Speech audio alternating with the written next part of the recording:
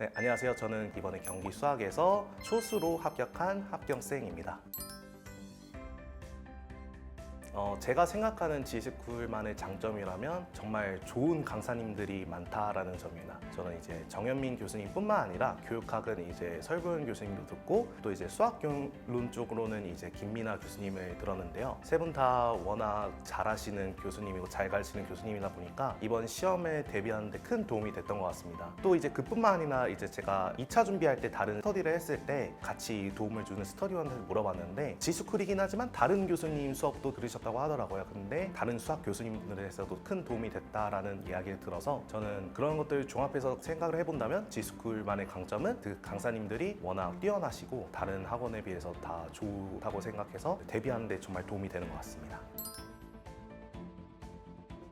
네. 제가 저번에 이제 이 시험 말고 지난 시험에 관광 시험이라고 하죠. 그냥 한번 치러보고 어떤 느낌인지 좀 알아보겠다라는 느낌으로 한번 시험을 해봤는데 제가 수학과를 나왔음에도 불구하고 확실히 시험은 되게 어렵다라는 느낌을 받았어요. 그리고 어떤 부분에서 출제하는지도 사실 잘 가늠이 안 와가지고 그래서 어떤 부분을 중점으로 공부를 해야 되지? 이런 생각이 좀 들더라고요. 그래서 좀 수업을 들어야 되겠다, 좀 대비를 해야 되겠다라는 생각에 여러 강사님에 대한 후기를 한번 찾아봤어요. 카페나 아니면 다른 커뮤니티를 통해서 찾아보니까 정현민 교수님에 대한 내용이 워낙 다들 칭찬도 있을 거고 후기가 많이 좋았기에 정현민 교수님으로 한번 대비를 해봐야 되겠다라는 생각에 정현민 교수님을 듣기로 결정을 했습니다. 또 이제 뭐 겸사겸사 또 교육학도 좋은 교수님도 있고 하다 보니까 한 번에 지스쿨로 다 들은 것 같습니다.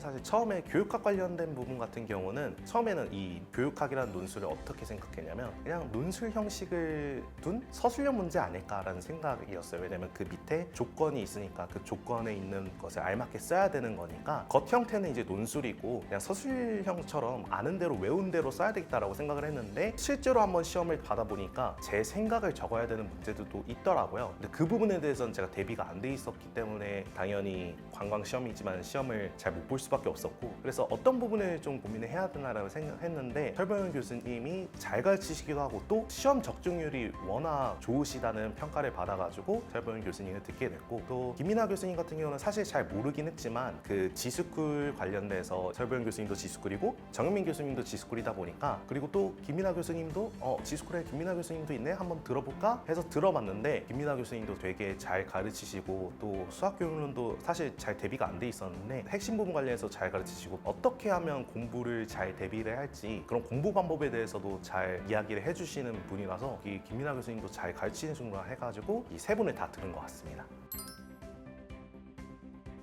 제가 생각하는 이제 가장 달라진 점은 문제 적용, 개념을 이제 문제 적용을 어떻게 하느냐 이 부분이었던 것 같습니다. 대학교에서도 사실 배웠던 내용이거든요. 사실 수학 관련된 부분에서는 아무래도 전공 수학이다 보니까 대학교에서 배운 내용을 다시 한번 배우다 본 거라서 개념 부분에 있어서는 사실 저도 익숙한 부분이 좀 있었거든요. 근데 사실 제가 대학에서도 느꼈던 어려움이기도 하고 실제 시험에서도 대비하면서 느꼈던 어려움이 뭐냐면 개념은 이해하겠는데 이 개념을 어떻게 문제에 적용할 수 있지 이 부분에 좀 많이 어려움이 느꼈어요. 정현민 교수님의 수업을 듣고 또 이 정현민 교수님이 이 문제풀이 방식에 대해서 되게 잘 가르쳐 주셔가지고 이 개념을 이렇게 적용을 해야 문제를 풀 수 있는 거구나 라는 점을 잘 깨달은 것 같습니다. 대학에서도 사실 이 부분에 대해서는 문제풀이를 할 때 잘 못 풀어가지고 점수를 크게 못 받은 과목도 있었는데 지스쿨에서 이제 수업을 들으면서 못 풀었던 문제도 풀고 또 몰랐던 문제도 이번에 풀어볼 수 있는 계기가 되셔서 도움이 많이 됐던 것 같습니다.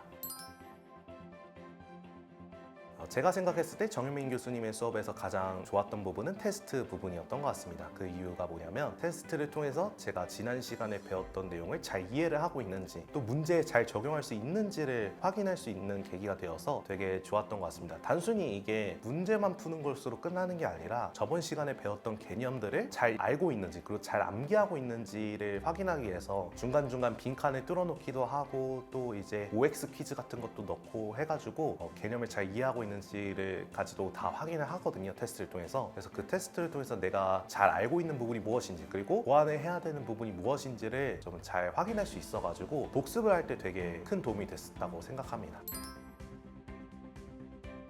이론이 방대하고 워낙 자료가 많고 이런 것들은 맞긴 하지만 사실 워낙 정현민 교수님께서 교재를 통해서 잘 정리를 해주시고 필기도 워낙 깔끔하게 하시고 또 만약에 필기를 못했다 하더라도 저는 이제 직강을 들었으니까 직강생 정용관에서 필기 노트를 올려주세요. 그래서 그 필기 노트를 통해서 내가 놓쳤던 필기도 이제 체크를 해서 정리할 수 있기 때문에 그냥 교재에 있는 내용과 그리고 필기 노트를 합쳐가지고 단권화 노트를 만들어가지고 제가 뭐 사실 딱히 뭐 저만의 방식으로 한 거는 사실 크게 없고 정현민 교수님께서 제공하시는 자료들만으로도 충분히 단권을 하는데 큰 도움이 됐던 것 같습니다. 그래서 그냥 정현민 교수님이 하라는 방식대로 만든 교재대로 잘 따라가신다면 단권화하는 데는 큰 문제는 없을 것 같아요.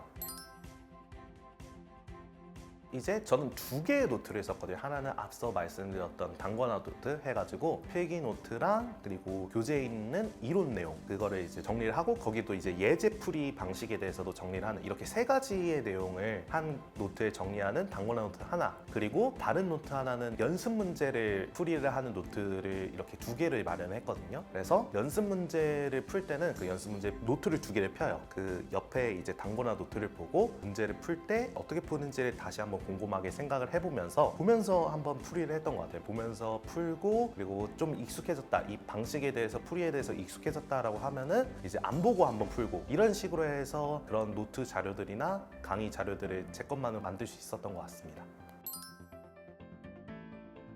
교육학 같은 경우는 3, 수교로는 2, 내용학은 5 해서 3대 2대 5 이렇게 비중을 맞췄던 것 같아요. 교육학도 이제 20점이다 보니까 큰 중요한 부분이기도 하고, 그리고 수교론이랑 내용학 중에서 어떤 부분을 좀 어떻게 배분을 해야 될까 이걸 고민을 많이 했는데 아무래도 내용학이 비중을 많이 차지하다 보니까 점수의 비중에서, 그래서 내용학을 좀 더 열심히 공부를 하겠다. 심지어 이제 수교론을 공부할 때도 내용학이 좀 더 많이 중점을 둬야 된다 이런 조언을 많이 받아가지고 내용학이 그렇게 점수를 많이 뒀던 것 같습니다. 다만 제가 이번에 시험을 보고 나서 느낀 점은 저번까지만 해도 그런 느낌이 안 들었는데 올해 시험을 보면서 느꼈던 점은 수교론도 꽤 많이 난이도가 높아졌다라는 생각이 들더라고요. 이제 수교론의 비중을 좀 높여야 되지 않을까. 만약에 이제 여러분들에게 비중을 둬야 된다고 한다면 저는 3대 3대 4 이렇게 좀 하는 게 좋을 것 같아요. 수교론의 비중을 높이는 게 좀 도움이 되지 않을까라는 생각이 들었습니다. 수교론이 난이도가 높아져가지고 만약에 그 부분에 있어서 변별력이 되는데 여러분께서는 프로였는데 이제 다른 경쟁자는 푼다면은 이 부분이 되게 도움이 되잖아요. 그래서 수교를 조금 더 비중을 두는 게 어떨까라는 생각이 듭니다.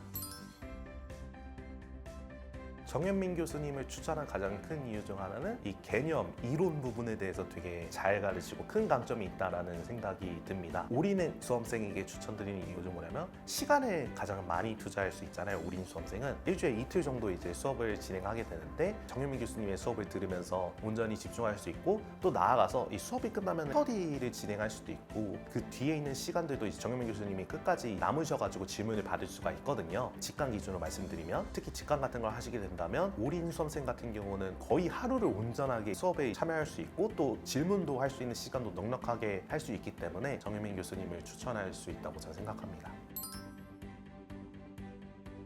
11개월이죠. 1월부터 11월 기준으로 생각을 한다면 1차 시험을 고려할 때 11개월이라는 게 짧다면 짧을 수도 있지만 되게 긴 시간이거든요. 휴식 없이 자기가 무조건 높은 점수를 받아야 된다 이렇게 해서 달려가다 보면은 중간에 번아웃이 올 수밖에 없다고 저는 생각이 들어요. 저도 해보니까 되게 집중도 잘 안 되고 막 그러더라고요. 그래서 이런 부분에 있어서 휴식을 정기적으로 취하는 것을 저는 생각을 하거든요. 일주일에 하루 정도, 저 같은 경우는 일요일에 하루 정도는 저만의 시간을 갖고 좀 휴식을 취하는 그런 시간을 가졌습니다.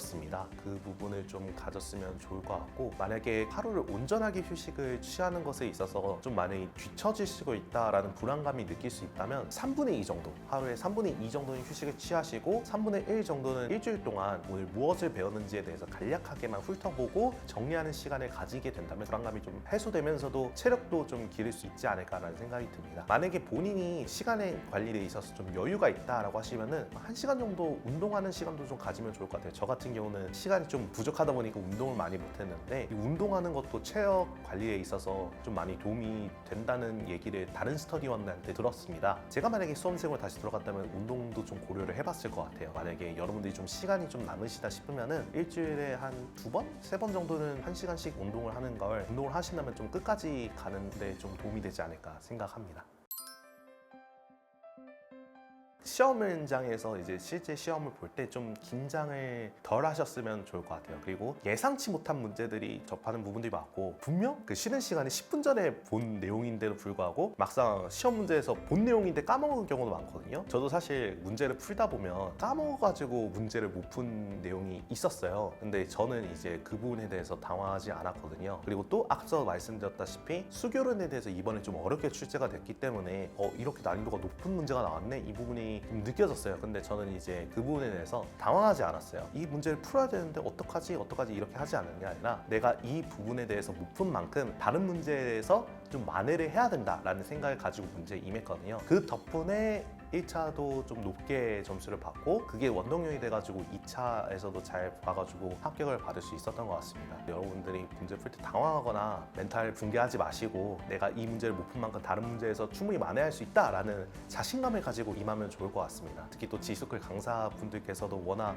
잘 가르치는 분들이기 때문에, 만약에 못 푸는 문제가 나오더라도 다른 문제에서 충분히 만회할 수 있다고 생각하거든요. 그래서 그 부분을 잘 가지고 하신다면은 여러분들께서도 충분히 합격할 수 있을 거라고 생각합니다. 여러분들도 지스쿨과 함께 합격을 하셔서 원하시는 교사가 될 수 있기를 진심으로 응원하겠습니다. 화이팅!